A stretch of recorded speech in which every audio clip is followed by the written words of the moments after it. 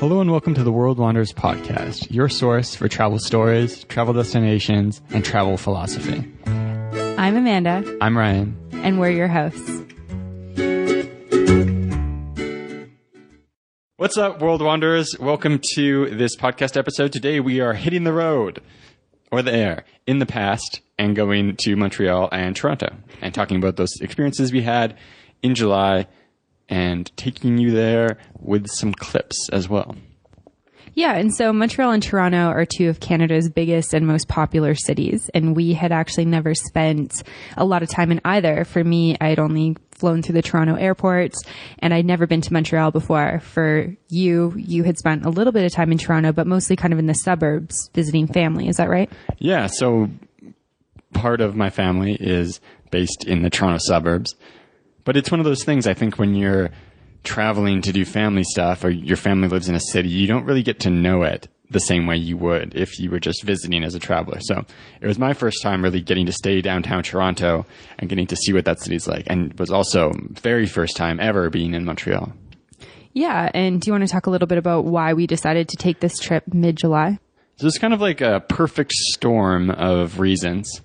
We had to go out to Toronto for some family stuff, but at the same time, the place we had rented here in Canmore was rented out to someone else for 10 days. We have a short-term rental of a summer, and we had to leave for a certain period. So we're like, okay, we got 10 days. We have to go to Toronto anyways.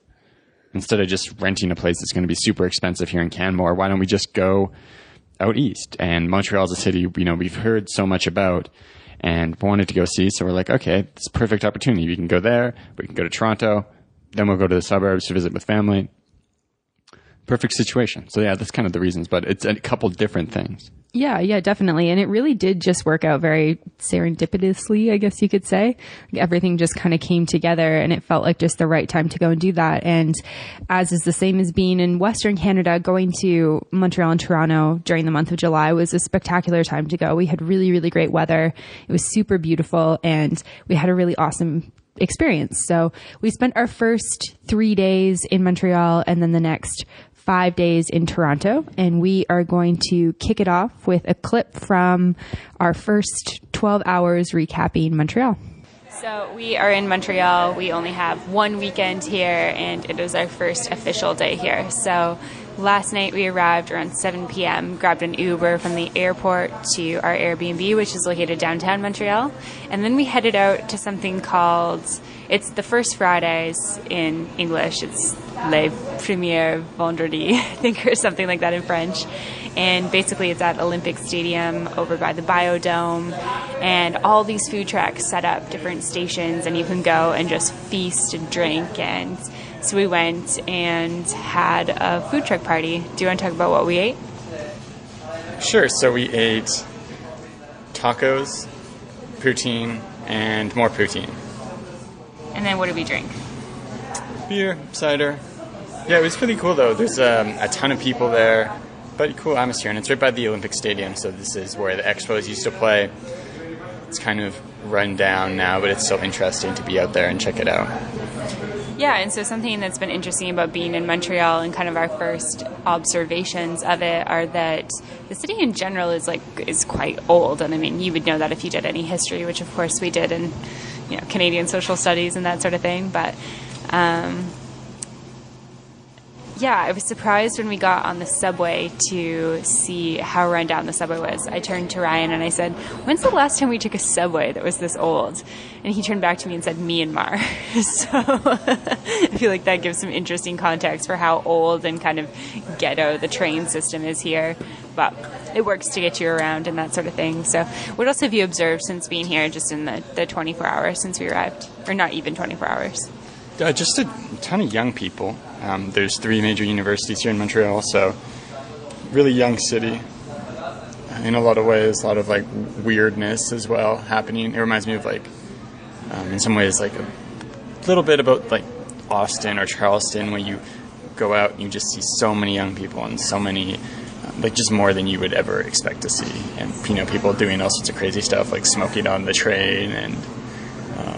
Yeah, it's very eccentric as well. Yeah, eccentric, yeah. Weird clothing and tattoos and piercings and all sorts of crazy shit. Especially if you're out at 10:30 p.m. or later. So yeah, that stands out to me. Yeah, and how about the French language? I think probably more people speaking in French than I would have imagined. Like, you do hear English around, English conversations happening, but there's a lot of conversations happening in French as you walk around the streets, which maybe, especially in Montreal, I would have thought maybe a bit more of a balance, but then you have no problems speaking in English when you go into a business or a restaurant or something like that. It is a bit awkward at first because you're like, you don't know exactly what the custom is for like language switching, but from what we've seen, it's basically you just say hello. So like you enter a business, they'll be like bonjour, and then you just say hello, and then you start talking in English, and everyone can switch. Yeah, it's been really strange. I mean, growing up in Western Canada, we're obviously aware that Quebec is a French-speaking province, and that we're a dual language country, like a bilingual country, yet we're not really bilingual, because over in the West it's like we study a little bit of French and some of our stuff is in French. Like our signs have to be English and French, but English is the language. And over here, the first thing I observed getting off of the airplane was French comes first.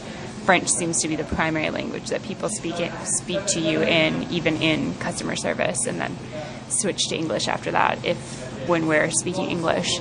But yeah, it feels a little bit strange to be like, oh, I'm still in Canada, which is the country that's like my home, yet I don't speak the language that most people here speak. So that's a little bit strange. Have you experienced that as well?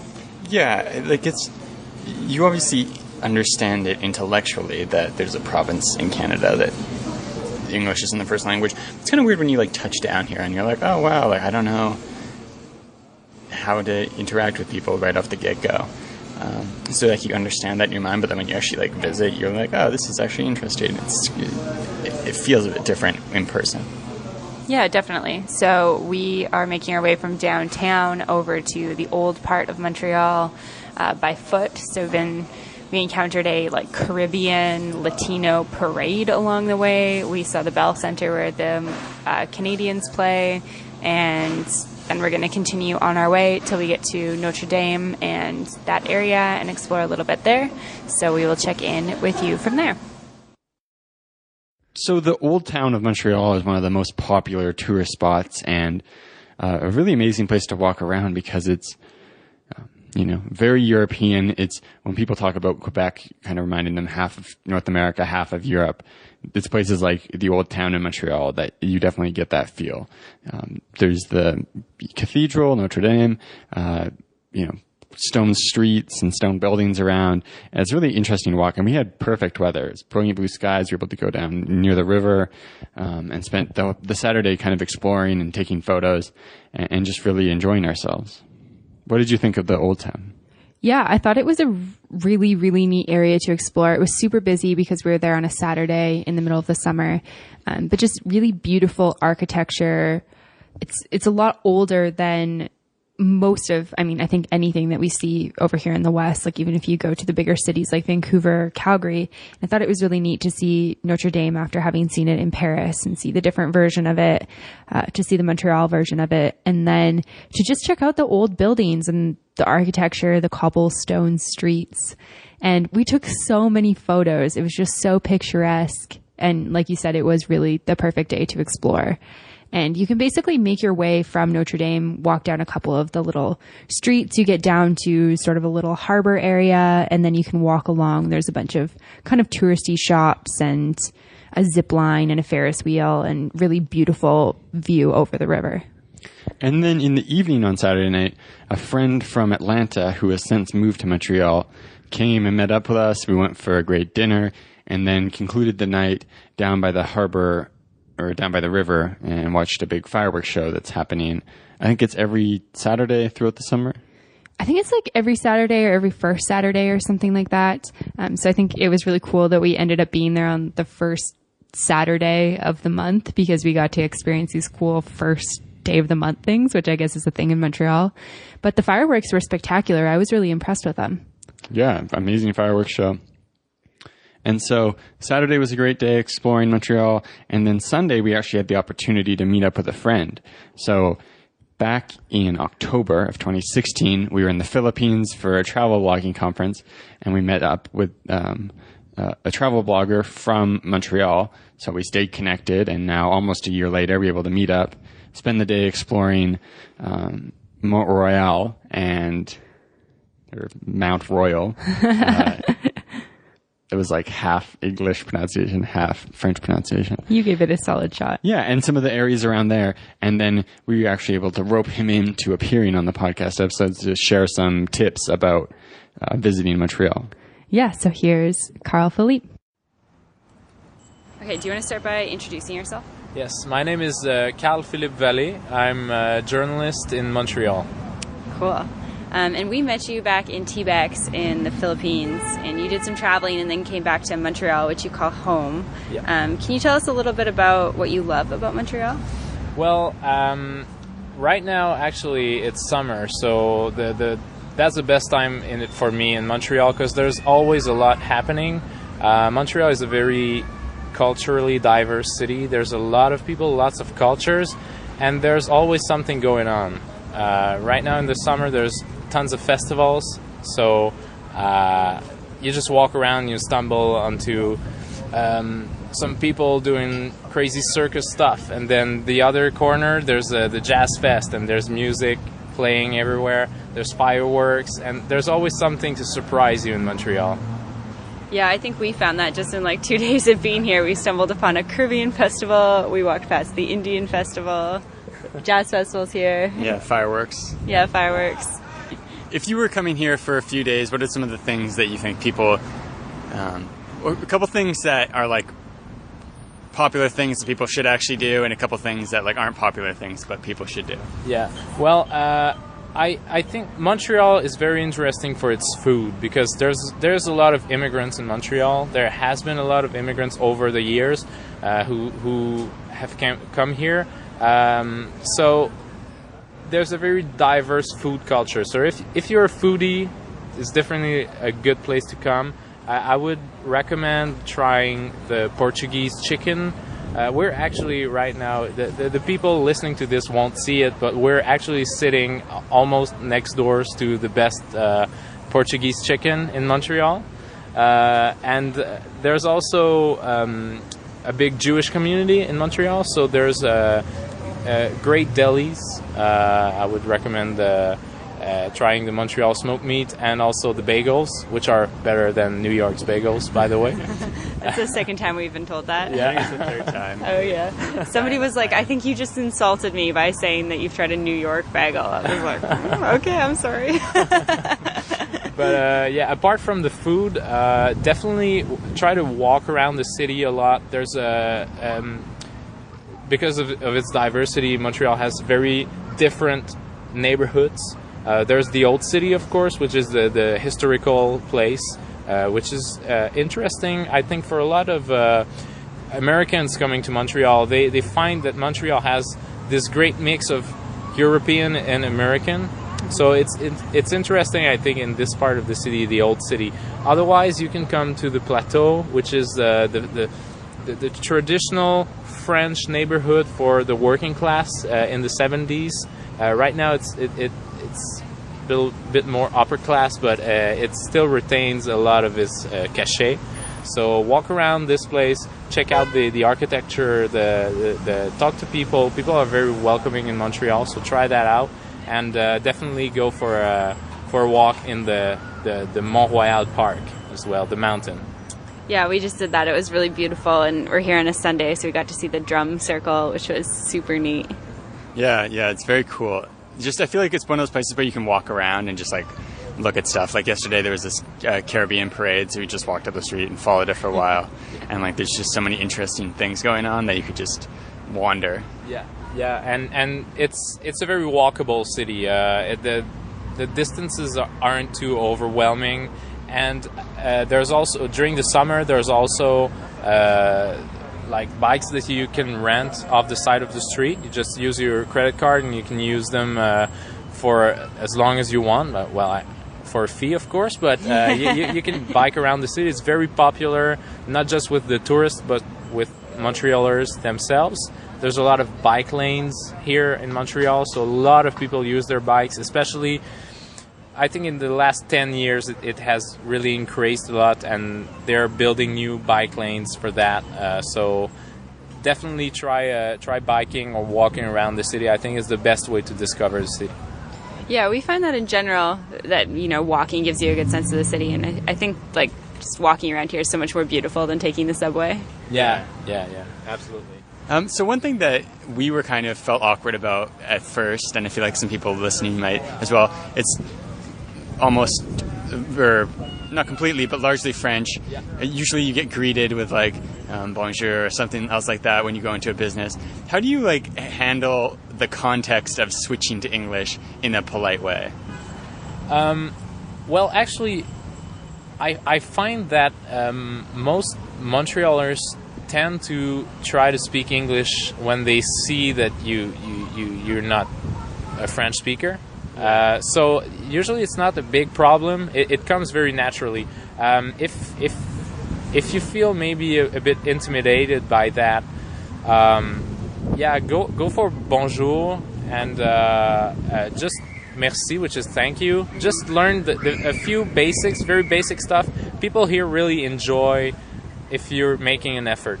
They really enjoy that. So just go for a few words, and that's more than enough. Usually you'll get around just fine. People are very welcoming.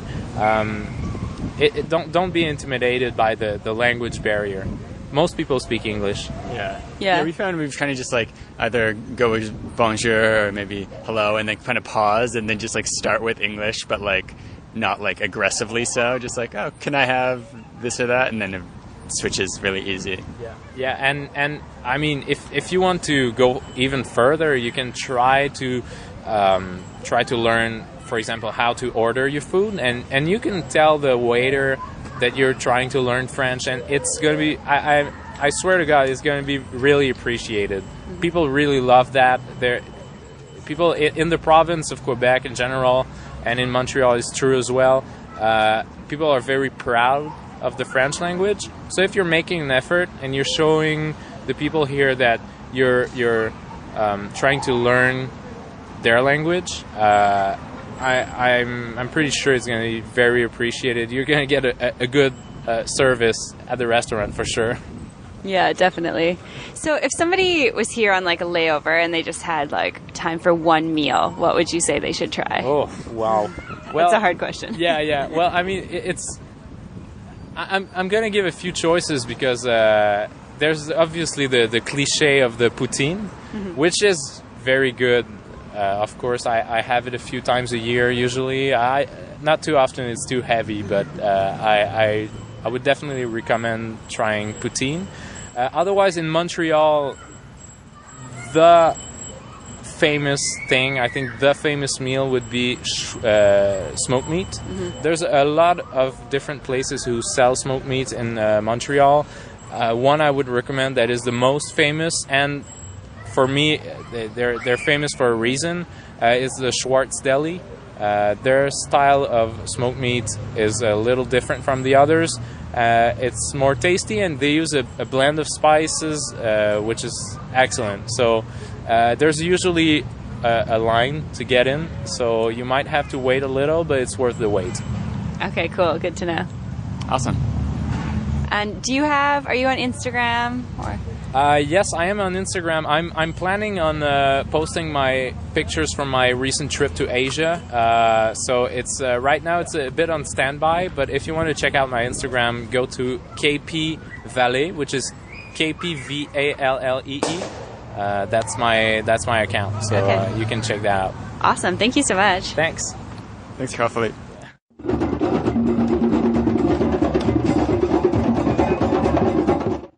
So like we mentioned in that clip with Karl-Philip, we had the opportunity to go up Mont Royal, which is the highest mountain in Montreal, and it's the mountain that Montreal is actually named after. And this is something that I would definitely recommend doing. Not only do you get a little bit of exercise, not too much, it's not a super steep hike, but you definitely get a walk through the trees. You get an absolutely amazing view of the city, and you can get it as you're going up from different viewpoints, and then from the very top, there's kind of an iconic shot.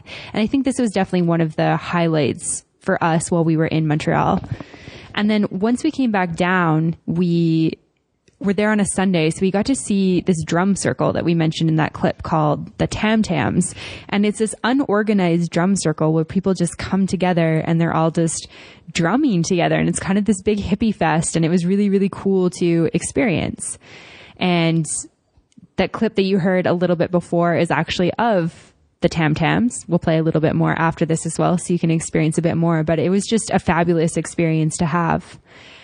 And so after meeting Karl-Philip, we parted ways in a park, which seems to be a thing to do in Montreal, is hang out in a park. So we'd had a picnic in the park. And then you and I actually made our way to get some poutine. Would you like to talk about that experience? Yeah, so we were in a neighborhood that had two really popular restaurants. There was Schwartz's, which is the most popular place to get Montreal smoked meat, and there was a poutine place called La Banquise, which Karl-Philip thought was the best poutine in Montreal. Well, I wouldn't quote him on that, but he told us it's really good.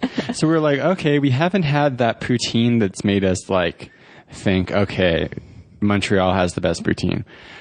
So we were on the lookout for a good poutine. So we went to La Banquise, ordered a size which we underestimated the actual size and reality of, and found a bench on the street and just chowed down on poutine. It's kind of funny. It's one of those meals where you look at it at the start and you're like, oh God, we can't eat this whole thing. And then like 10 minutes later, you're like, oh shit, we ate that whole thing. Yeah. And so I guess one of the things that you should pay attention to with some really good poutine is having really good cheese. And so you have to have good cheese curds, and a way to know that you've got good cheese curds is if it actually squeaks in your mouth. And so I think that was the first time I actually had squeaky cheese, or maybe just the first time I paid attention, yeah. But definitely had the squeaky cheese. And I think it was for sure the best poutine we had while we were in Montreal. Yeah, absolutely. And then, so we were really close to Schwartz's, and Montreal smoked meat is like something you really need to do when you're in Montreal, but just entered into a food coma after that poutine and was like, no, there's no way we can eat that. So we had to save the smoked meat for another trip. Yeah, definitely.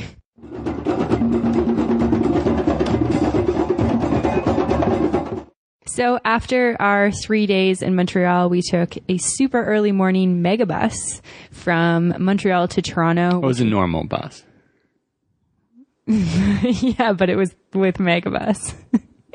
You want to talk about our megabus experience?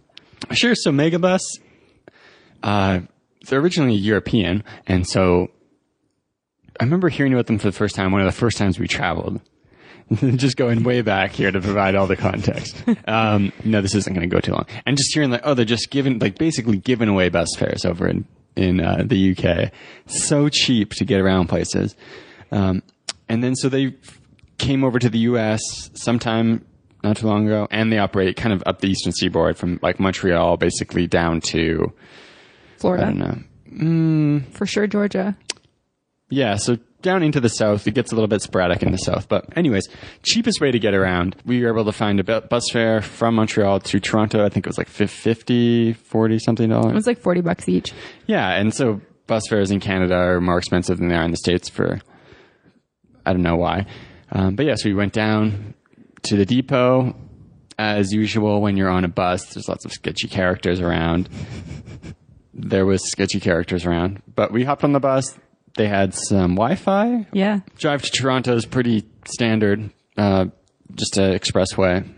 Nothing much happening other than interesting characters, but we don't need to talk too much about them. So the bus ride was about 5 hours, and then we arrived in Toronto. So because we left pretty early, we arrived about midday, got dropped off right downtown Toronto, and just kind of entered in like the hubbub of the noon lunch hour, essentially.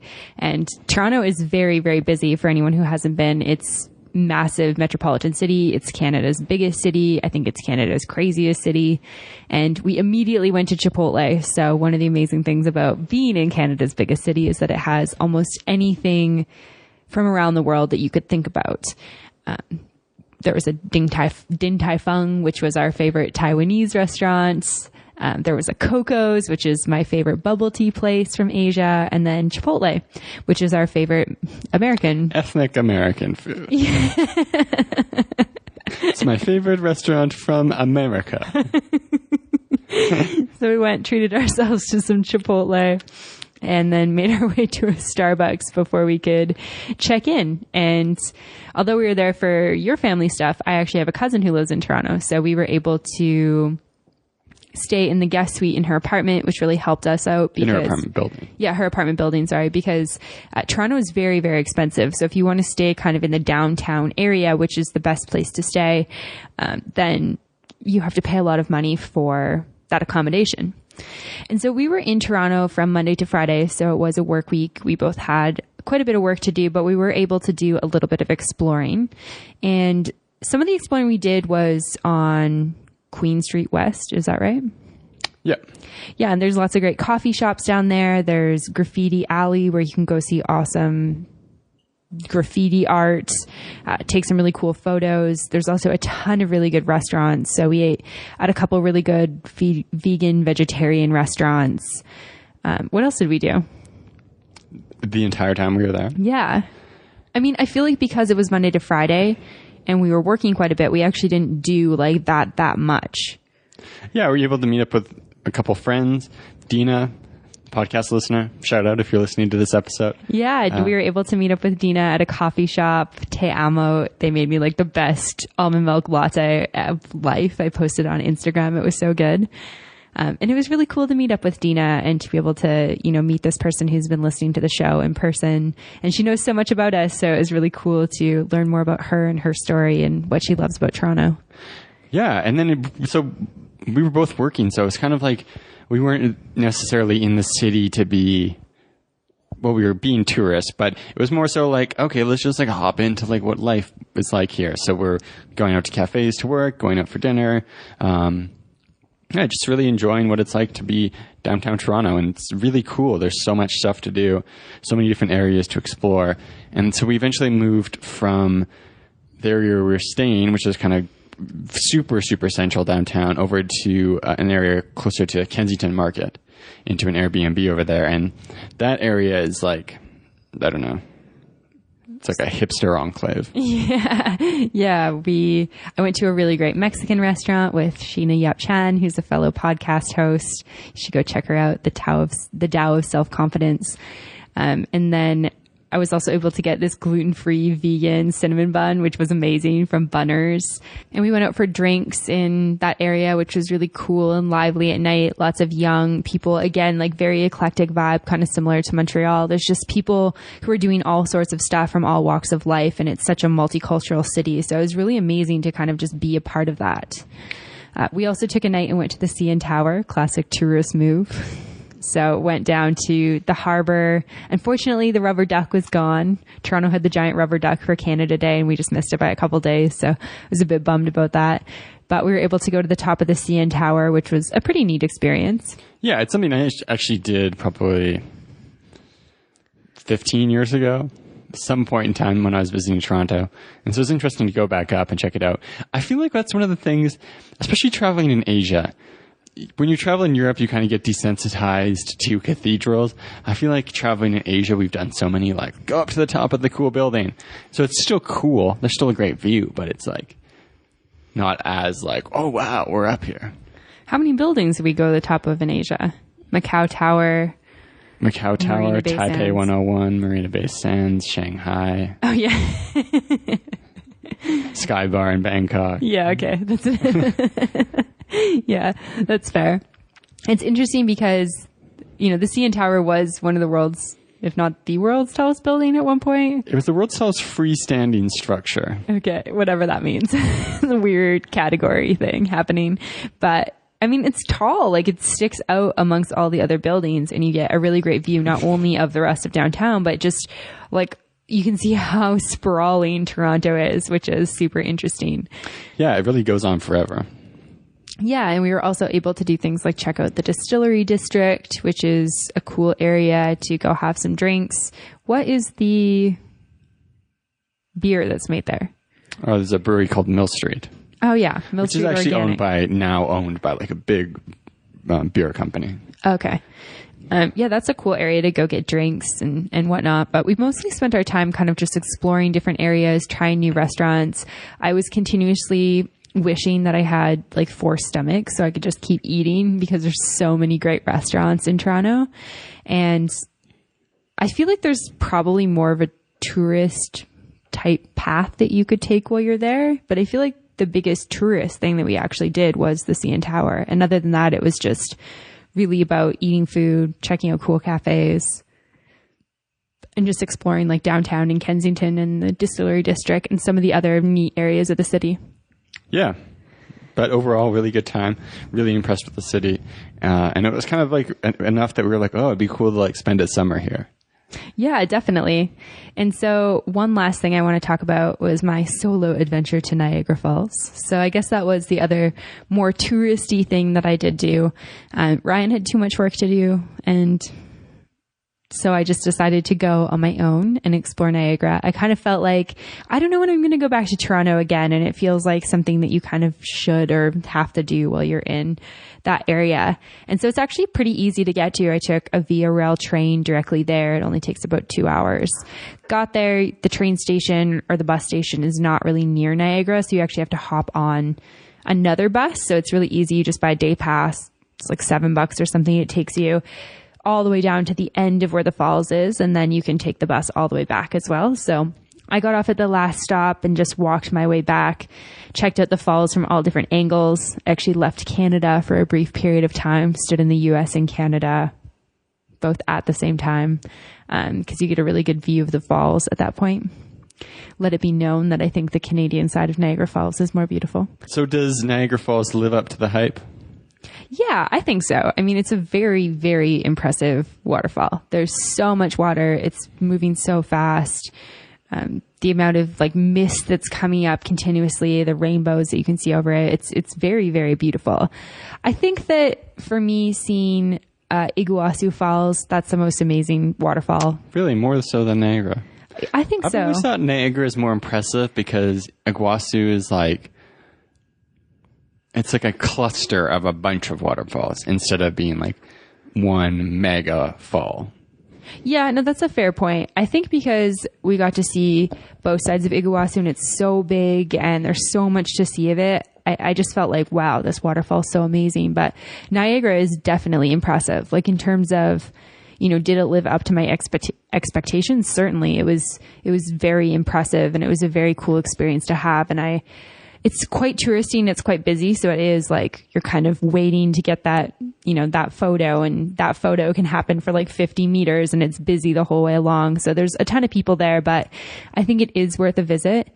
And I actually only spent about 5 hours there. So I spent a couple hours walking along, taking photos, just taking my time, listening to music, listening to podcasts, that sort of thing.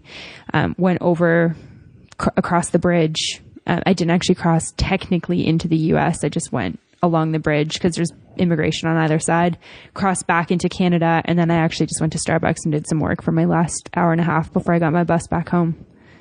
So I kind of Googled like, how long do you need at Niagara Falls? And it's hard because Niagara on the Lake is right there. That's a wine area. Lots of people make an entire trip out of it.